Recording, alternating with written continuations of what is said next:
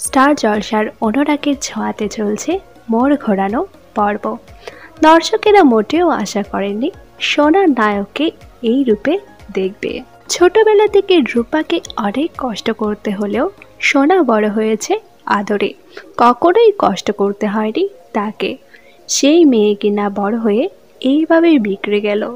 সাম্প্রতিক পর্বে সোনার এই ধরনের আচরণ মোটেও নেওয়া যাচ্ছিল না। এইবার সমস্ত পাকামির ফল পেল সোনা। শেষ পর্যন্ত ব্ল্যাকমেইলের শিকার হতে হলো তাকে। সোনাকে ব্ল্যাকমেইল করার জন্য তার বেশ কয়েকটি আপত্তিকর ছবি তুলে রাখা হয়।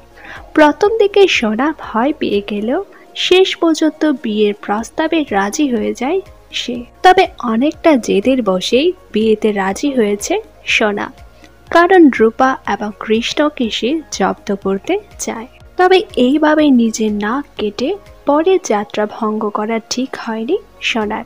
অনেকেই মনে করছেন সোনা তার সমস্ত পাকামির ফল খুব শীঘ্রই পাবে। বর্তমানে এই ধারাবাহিকে সোনার আচরণ আপনাদের কেমন লাগছে নিচে কমেন্ট করে জানান।